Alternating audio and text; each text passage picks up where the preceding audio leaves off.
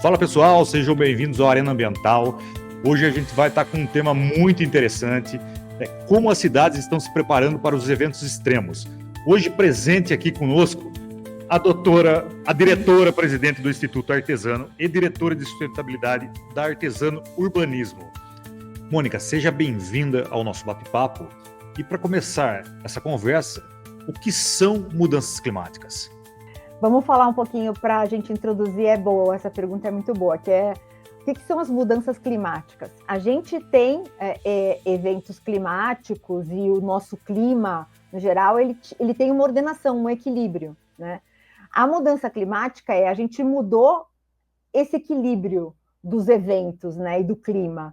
Então, a gente fala de mudança climática exatamente com a diferença que houve desse equilíbrio mesmo, né, do clima. Por exemplo, você tinha inverno, verão, você tem calor, umas épocas que tem mais chuva, ou lugares onde você observa que você tem, você nunca teve seca, né, e sempre é um lugar chuvoso, por exemplo, vamos dizer, uma Amazônia, é um lugar chuvoso, é um lugar úmido, né, e que, de repente, isso mudou. Por quê? Por conta do aquecimento, né, a gente tem o aquecimento da atmosfera, o aquecimento global que a gente fala, mas é o aquecimento da atmosfera mesmo, né?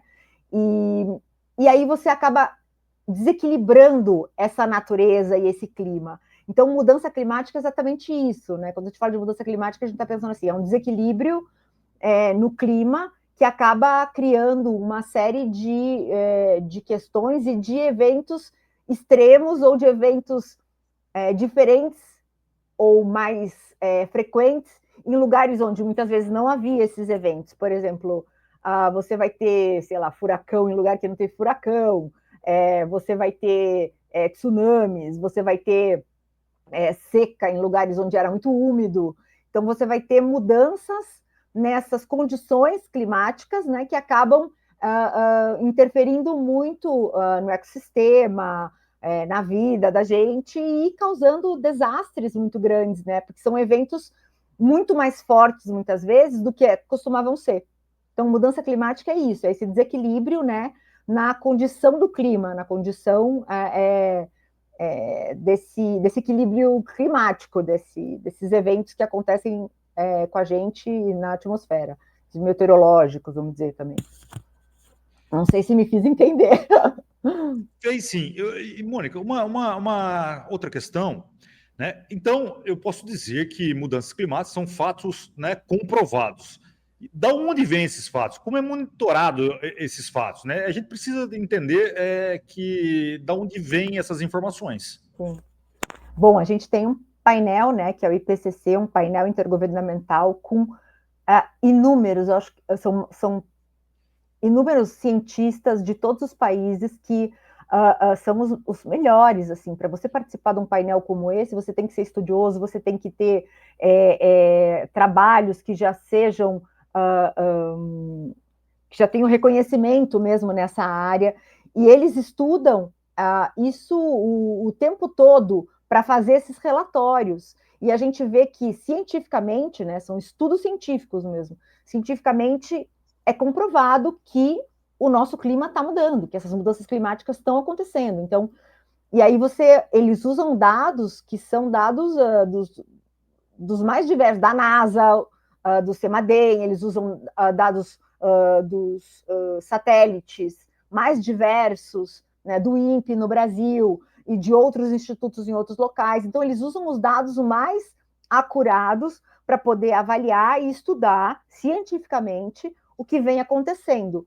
E a partir daí ele diz que sim, que primeiro que a gente está aquecendo a atmosfera, que a ação antrópica humana está aumentando, né, a temperatura por conta da quantidade de gases que a gente vem emitindo e que acaba fazendo com que a atmosfera se aqueça. Aí fala, mas tem calor e frio. Sim, tem calor e frio, mas a gente diz que as temperaturas mais baixas e médias estão ficando acima do que era, por exemplo, na área, no período pré-industrial. Então, eles realmente estudam isso profundamente, são os melhores do mundo, assim. Então, assim, questioná-los é complexo, porque você vai ter pessoas de todas as áreas, né? É um grupo multidisciplinar. São cientistas de todas as áreas que se juntam para criar alguma coisa que seja consistente. Então, são dados, são os melhores dados que a gente tem hoje disponíveis, que são analisados. Então, é difícil um questionamento sobre isso, sabe? Porque não é uma pessoa dizendo, são centenas, né? Mônica, eu estou completamente de acordo. Eu penso que não há possibilidade de questionar mudanças climáticas, mas você citou estudos, né? E para os estudos, eu acredito que existe um conjunto de dados, né? Que esses dados nos trazem indicadores, né? Então, eu gostaria de perguntar quais são os maiores indicadores para comprovar que as mudanças climáticas estão acontecendo? Os principais indicadores, bom, você vai ter o indicador de aumento de temperatura, né? Você tem um indicador, eles dizem, inclusive, né, que são vários indicadores, são vários estudos dentro desse painel, tá? E eles dizem que a gente está numa sexta extinção, que a mudança de temperatura ou que o aumento da temperatura, você tem uma série de questões ligadas a isso, que são consequências, né? E aí você tem a acidificação dos oceanos, você vai ter esses eventos extremos que eu estou dizendo, que são secas muito grandes. E aí você vai criar, como você tira esse equilíbrio, você acaba perdendo espécies que acabam sendo extintas. Então eles dizem que nós estamos na sexta extinção, né? De todas, já houve uma série de extinções, né, no mundo, no planeta. E nós estamos na sexta, que é uma extinção gigantesca, assim, de espécies mesmo, né? Desde animais, insetos e tudo mais. E, e o que a gente vê é que esses indicadores estão em diversos pontos, né? Então, eles têm indicador de chuva, indicador de oceano, você vai ter também os limites, né? Que a gente fala dos limites do planeta, que você vai ter desde nitrogênio no solo, que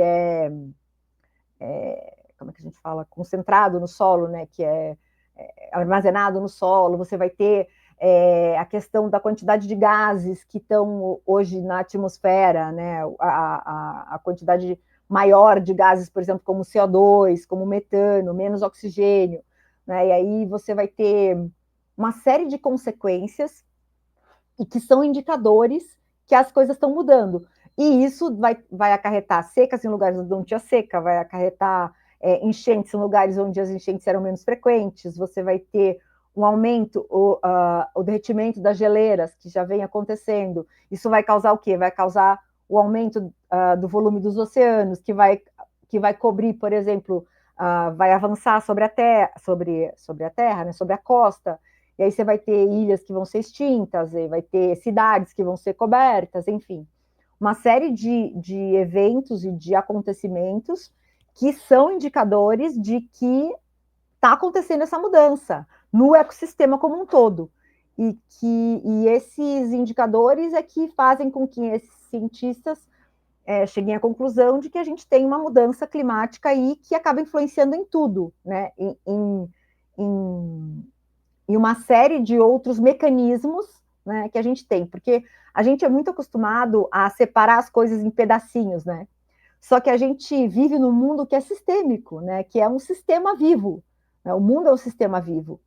E ele é conectado e complexo. Então, quando uma coisa acontece, outra está relacionada a ela de alguma maneira. Não existe nada que não esteja relacionado. Então, são vários cientistas e muitos indicadores que são usados. Mas os principais são esses, né? Que é o aquecimento mesmo, né? Da temperatura média da Terra.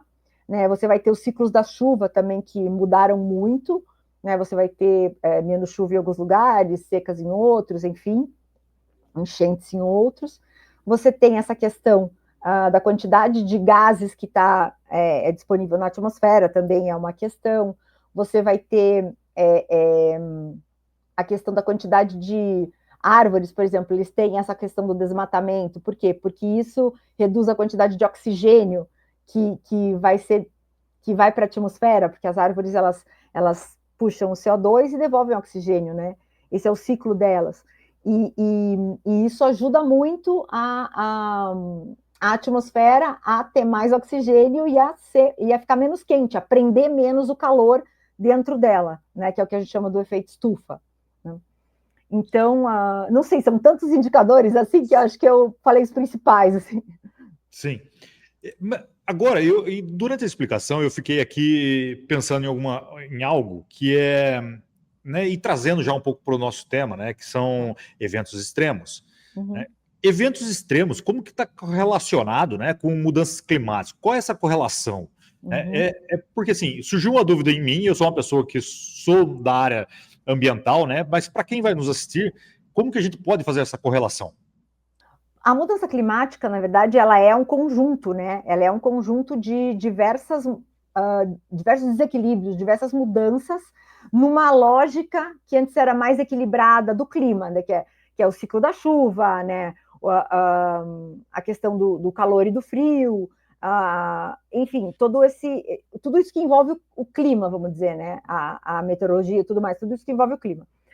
Os eventos extremos, na verdade, eles vêm um pouco dessa questão do desequilíbrio, porque você acaba tendo eventos climáticos, coisas climáticas que vêm de diversos lugares e que se juntam em um determinado lugar. Como o equilíbrio ele foi modificado, você não tem mais aquele equilíbrio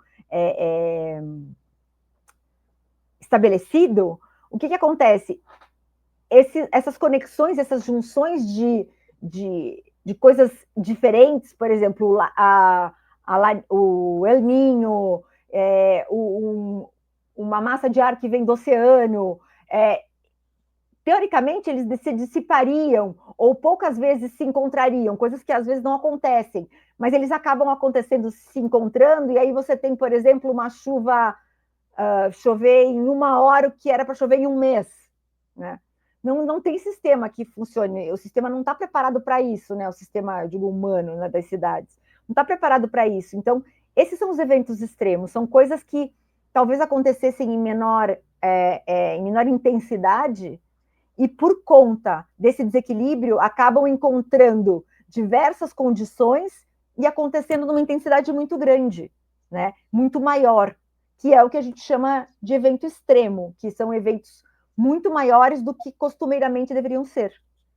E isso acaba causando enchente, isso acaba causando fogo, isso acaba causando, né, porque é seca extrema e acaba tendo fogo, por exemplo, em lugares onde não era costumeiro ter fogo. Então, basicamente é isso que a gente fala, né, que o evento extremo ele é uma condição que vem dessa mudança climática, né, que são condições que às vezes não estariam presentes ou não seriam tão frequentes, mas que passam a ser. Mônica, e agora, eu sempre, no nosso bate-papo, eu faço sempre uma provocação aqui, né? E a provocação, dessa vez, vai como pergunta, mas talvez vá para os negacionistas aí das mudanças climáticas, né? Para responder um pouco. E as pessoas vão se perguntar, né?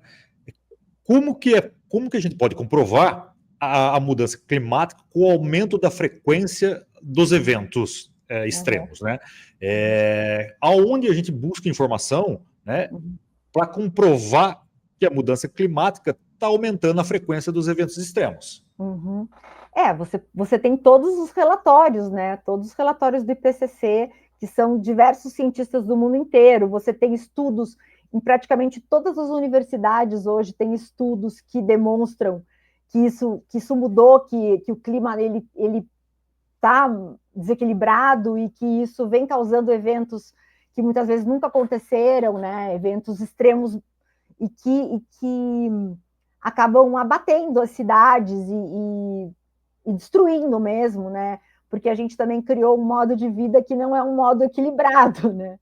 E que não está preparado para receber esse tipo de intempérie, esse tipo de questão. Então, assim, é muito difícil, assim, eu fico pensando que uma pessoa para negar que está acontecendo uma mudança no clima, ela não pode estar atenta a nenhum tipo de notícia, porque isso está em toda parte, né? Você está vendo aí as cidades sendo destruídas por alagamentos que às vezes que nunca aconteceram. Aqui no Brasil a gente teve o Rio Grande do Sul foi assolado por uma enchente que destruiu cidades inteiras que não vão se restabelecer, não vão se restabelecer mais.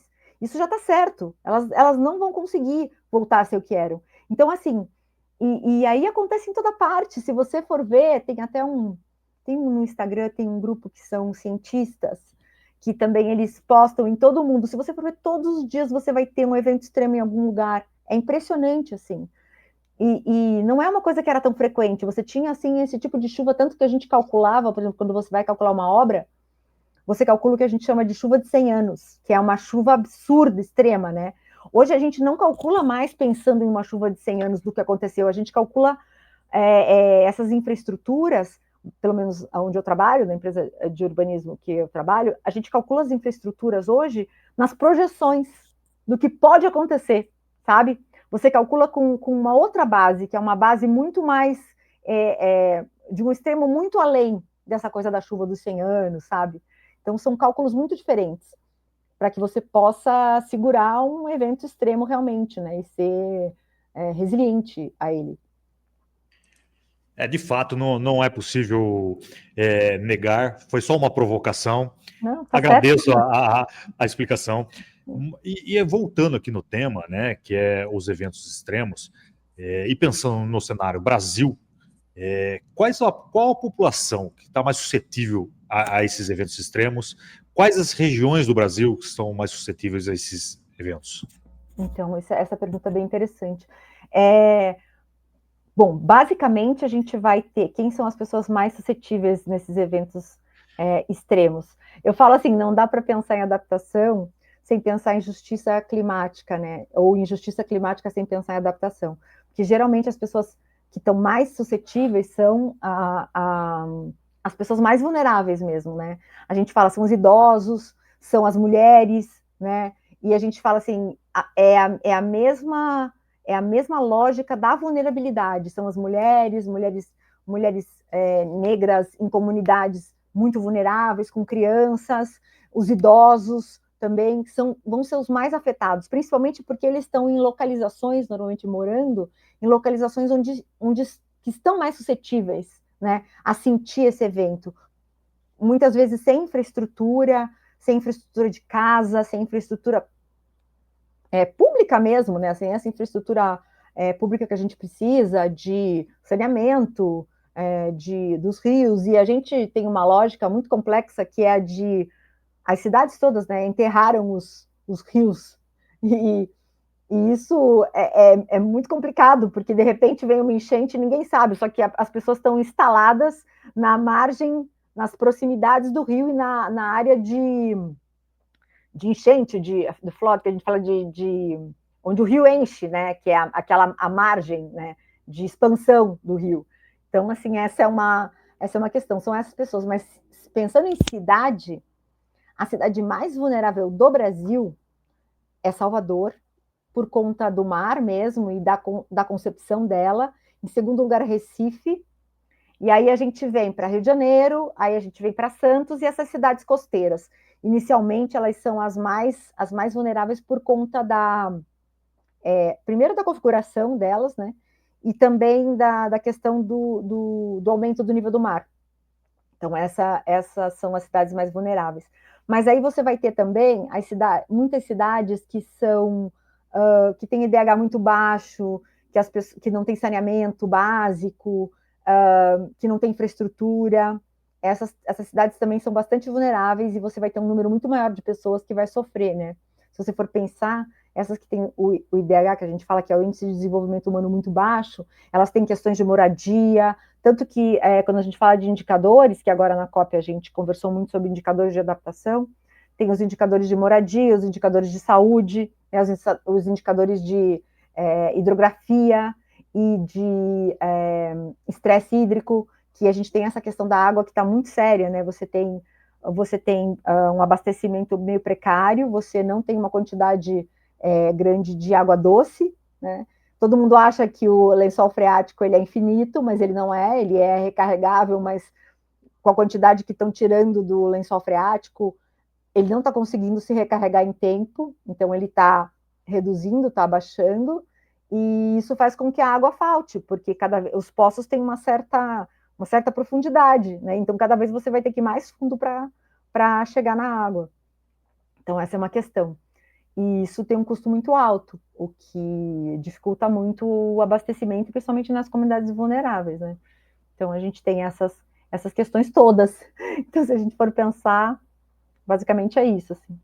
A mudança climática e eventos extremos, elas têm correlações, tem muita informação técnica contida dentro dessas duas expressões, e a população ela precisa entender o que está acontecendo. Mas é uma população, ao meu ver e ao meu entender, que tem uma baixa educação. Como que a gente consegue explicar de forma correta o que está acontecendo nessa população? Você sabe, Bruno, que essa é a minha paixão, né? Eu estou trabalhando agora pelo Instituto em um projeto que é de letramento climático para as comunidades, porque eu observei na minha pesquisa que uma grande questão dos planos de clima é que eles não têm engajamento comunitário e eles não têm conexão com a população para que eles fiquem preparados mesmo para esses eventos extremos, porque eles aqui vão sofrer. Então as pessoas, aí acontece como aconteceu em várias questões, em várias vezes aqui no Brasil, no Rio Grande do Sul foi assim, as pessoas não sabem o que fazer, não sabem para onde ir, porque não tem noção de como elas agem num momento como esse, né? Isso precisa ser planejado, isso vem do engajamento. Então, como é que a gente traduz isso? Essa é uma pergunta muito legal. Então, como é que eu costumo? Eu falo que Paulo Freire é um caminho muito, muito interessante, né? Ele é um educador, né, brasileiro, e que fala muito sobre educação comunitária, né? Você ter a questão de você partir do que a pessoa entende. Então, a gente agora mesmo fez um projeto que é de adaptação baseada na comunidade. O que a gente fez? A primeira coisa é explicar o que é um evento extremo, mostrando exemplos mesmo. E as pessoas viram, né, o que aconteceu no Rio Grande do Sul, e que isso vai acontecer mais vezes, por causa do aquecimento global, porque e a gente vai tentando conectar. Mas qual a principal questão? A gente pede uma pesquisa para eles. Me fala o que mudou no dia a dia de vocês, aqui na comunidade, nos últimos anos. Você acha que mudou alguma coisa? Você acha que você sente que está mais quente ou não? O que mudou? E aí eles vêm com as histórias, não, que o calor, que chegou a temperaturas que eles nunca imaginaram, que nunca tinha chegado, que dava para fritar um ovo no chão. É muito interessante assim os comentários. Tem lugares que encheram e que nunca tinha tido uma chuva que nem essa. A gente teve o rio transbordou e nunca tinha transbordado. A gente tem muito mais vezes que a gente precisa levantar os móveis porque a água entra em casa. Enfim, teve muito mais fogo do que costuma ter. Isso é uma questão muito séria para eles lá, porque a fuligem se espalha e dá uma porção de problemas de saúde. Então, a gente procura que eles façam um mapeamento do que está acontecendo mesmo no dia a dia deles. E isso é muito claro nas comunidades vulneráveis, porque eles olham e eles veem que está mudando mesmo, o que mudou. E a partir daí você vai explicando por que a coisa mudou, porque eles estão interessados e eles estão vendo acontecer. Então, você parte do que é curiosidade deles mesmo, né? E aí é mais fácil de você conseguir explicar, porque nada pode ser tão complexo que você não consiga traduzir para uma pessoa, sabe, de uma maneira simples, né? Não digo, a questão é não ser simplista, você pode às vezes ir até um ponto, eu digo assim, que não passa a ser mentira, que a informação passa a ser incorreta, mas você pode simplificá-la de uma maneira que a pessoa possa entender o suficiente para que ela haja, e a partir daí, provavelmente, a educação é isso, né? Você vai pondo camadas, e aí você vai aumentando essas camadas, então, eu acho que é esse caminho, isso é uma coisa que nunca acaba, né? Mas eu acho que partindo do princípio deles, partindo do que é comum a eles, eu acho que é o jeito mais fácil de você conseguir traduzir as coisas, sabe? Tá perto, né? Mônica, mas eu queria voltar um pouco à conversa agora, que você me falou sobre cidades que são vulneráveis. Sim. Você citou Rio de Janeiro, Salvador, Sim. Recife, e eu fiquei perplexo, confesso. Sério? Porque são cidades com, eu penso, com uma infraestrutura relativamente boa. Sim. Então, o que eu queria perguntar agora aqui é como que essas cidades podem usar esses dados climáticos, né, de mudanças climáticas, para pensar na infraestrutura de uma cidade. E quais são esses dados? Onde eles estão disponíveis? Sim. Olha só, a gente tem dados, hoje a gente tem disponibilidade de muitos dados, sabe? Público mesmo, sabe? Você tem o CEMADEM, que é o centro de que, que controla e que traz informação sobre os desastres, onde pode ter desastre, quais são os lugares onde pode chover, meteorológicos, informações meteorológicas. Você tem o INPE, que traz dados sobre o clima mesmo, no geral, e dados que vieram de satélite, que são claramente dados bons, dados reais. Você vai ter o SEG, que é um sistema nacional, onde você vai ter as emissões de gases de efeito estufa. Então, como é que uma cidade faz, né? Você precisa olhar a cidade, cada cidade é uma cidade, você precisa ver a configuração dela, porque o fato de vulnerabilidade tem muito a ver também com a configuração da cidade, que são lugares onde alaga mais, lugares onde você vê, onde tem mais seca, tudo isso precisa ser olhado em cada cidade. Por que elas são mais vulneráveis? Você pode ver que as cidades que eu te falei são cidades costeiras, né? Por conta de eles terem um agravante a mais, que é a questão do aumento do nível do mar, que é algo muito difícil de você controlar. Como é que você controla que o mar não vai entrar? Então, eles têm feito diques, tem algumas soluções. O Japão, por exemplo, construiu um muro absurdo em algumas das cidades, com uma floresta enorme, entendeu? Logo depois do muro, para conter o avanço do mar. Então, assim, são soluções muito mais complexas, entendeu? Por isso que a gente diz que elas são mais vulneráveis, e as questões precisam ser solucionadas de uma maneira mais efetiva. E aí você vai ter também a questão do quanto as pessoas estão suscetíveis, né? Então, em lugares onde esses eventos extremos podem atingir, causar mais danos para elas, né? Que a gente fala que são as beiras de rio mesmo, são as áreas onde você não tem saneamento, são áreas próximas a florestas que estão tendo muito desmatamento, enfim, são diversas configurações das cidades que realmente fazem com que elas se tornem mais vulneráveis, entende? Que são configurações, muitas vezes, até de terreno que você vai ter. Recife, por exemplo, tem os rios que passam por dentro dela, ela tem algumas ilhas, assim, sabe? Então, o que acontece? A hora que vem a chuva, ela vem de uma vez. E aí esse rio transborda e enche as casas que estão próximas. Isso acontece todo ano, para você ter ideia, em alguns bairros de lá. Mônica, e agora, assim, ó, você citou o caso do Japão, eu não queria citar um país no exterior, né? Uhum. Eu queria nos prender a conversa no Brasil. Hum. Você poderia falar um caso prático de iniciativas ou de prefeituras ou administrações, governos que utilizaram esses dados climáticos e fizeram algo de concreto, né? Fizeram uma iniciativa que trouxe respostas, né? Resultados positivos. Uhum. Olha, Bruno, a minha pesquisa de mestrado foi sobre como as cidades estão se adaptando, que foi exatamente o que você falou, né? As mudanças climáticas. O mais assustador para mim foi entender que até outubro do ano passado, só 16 cidades tinham um plano de clima, que é um plano de ação para combater as mudanças climáticas, né? Mitigar, reduzir a emissão de gases para você conseguir segurar a temperatura de subir, que a gente fala aqui no Acordo de Paris, até 1,5 graus, que já é bastante, mas segurar a temperatura nesse patamar. Mas imagina, só 16, nós temos 5.570 municípios no Brasil. E aí eu vou te dizer, Salvador tem plano de clima e Recife tem plano de clima. E o que eu observo é que as cidades que fizeram esses planos de clima já estão um passo adiante desses outros, 5.550 municípios, né? Aproximadamente. Então, assim, imagina que a gente tem, os outros municípios não estão prontos para isso, não fizeram nenhum plano, né, real.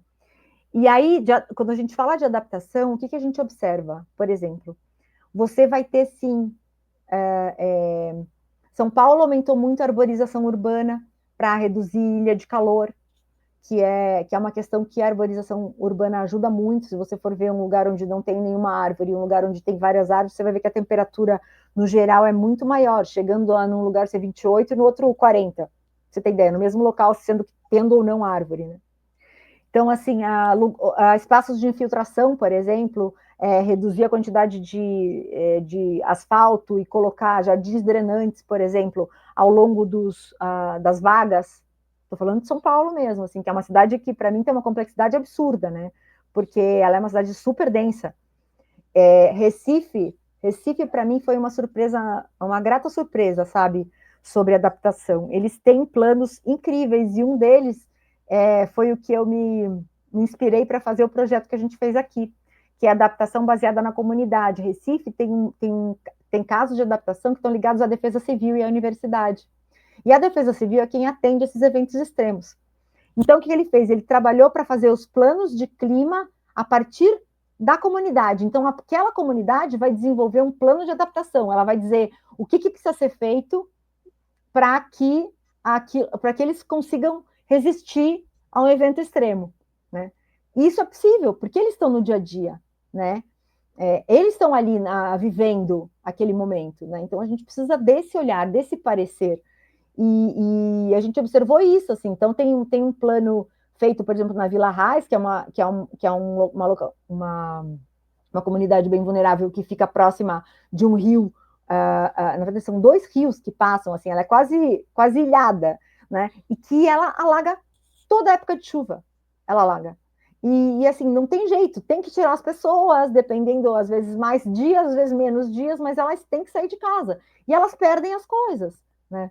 Então, assim, o que você faz numa hora dessa? Então, eles têm um plano de contingência quando vem o alagamento, sabe? Para evitar perdas de vidas mesmo, sabe? Que é um pouco isso, você tem que adaptar para poder reduzir, né, as perdas, que é isso mesmo, né? Você vai ter um evento extremo, e aí?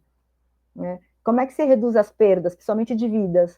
Principalmente fazer com que as pessoas tenham possam voltar à sua vida normal com mais rapidez, ou possam, sei lá, o ideal seria evitar, mas é muito difícil, porque você vai ter o evento extremo, né? E alguns lugares estão mais suscetíveis, né? Mais baixos, estão mais próximos de rios, ou então muito secos, em áreas onde tem muito pouca chuva, e que você não tem, a seca é muito grande, então pega fogo muito fácil. Então você tem algumas coisas que são do próprio terreno. Então, essas são algumas das ações que estão sendo feitas, assim, além, lógico, que são planos muito extensos e com muitas ações, né? Em todas as áreas. Então, a questão do resíduo também, que é pensar no resíduo a partir de uma lógica de economia circular, né? Que é você conseguir reduzir cada vez mais a quantidade de resíduo, ou pensar na complexidade do tratamento desse resíduo. Bom, isso eu nem vou falar nada, porque você é especialista, eu nem vou me meter nesse assunto, mas também é uma questão muito importante nas cidades, assim, porque resíduo é uma questão, tem muita emissão, e assim, além disso, ele é muitas vezes disposto nessas comunidades em lugares onde não deveria ser.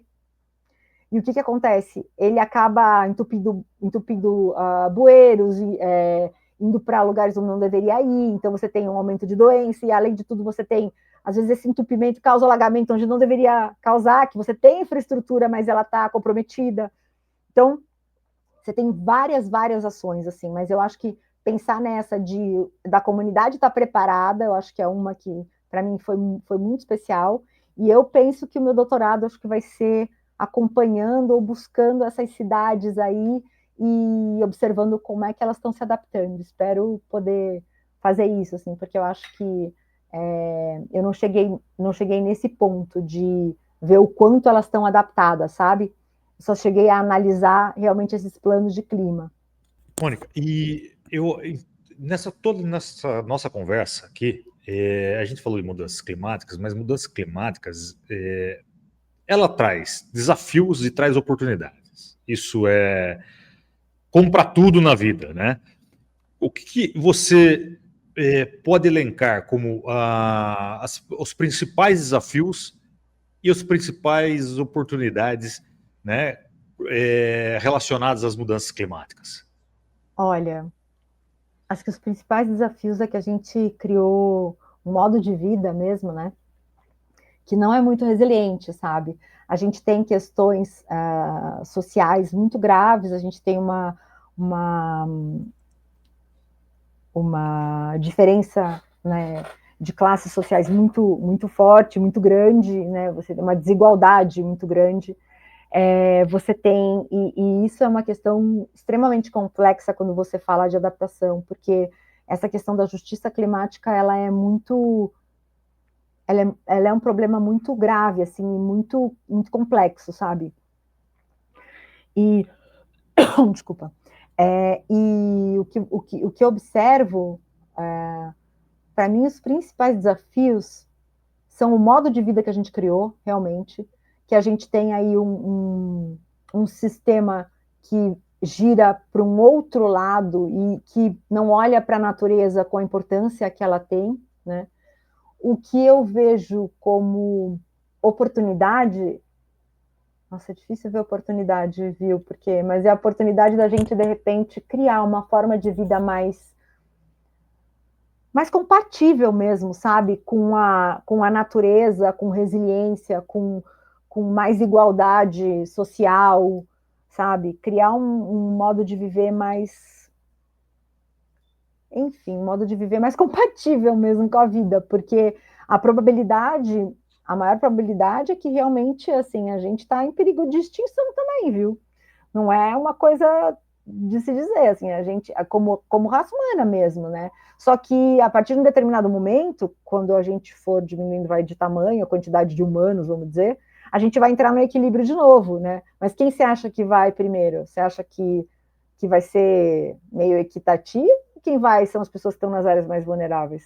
Obviamente, as pessoas que estão nas áreas mais vulneráveis, né? Então, assim, não é uma. É ainda mais desigualdade, sabe?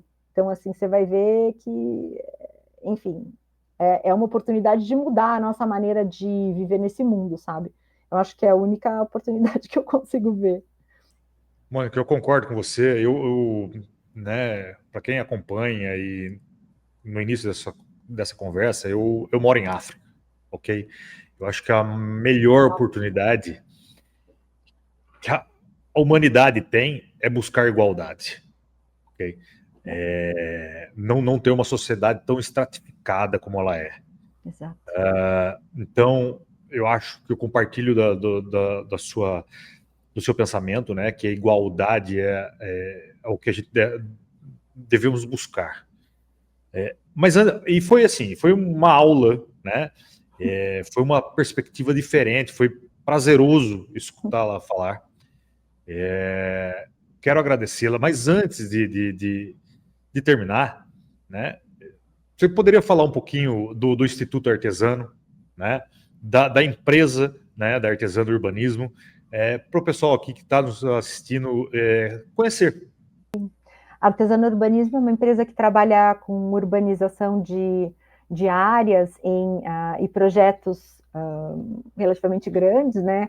Onde a gente tem vários tipos de projeto, mas de bairro aberto e bairro fechado, né? Bairro fechado de baixa densidade, é basicamente o que a gente trabalha. Só que a gente usa uma metodologia que chama urbanismo regenerativo, que é o quê?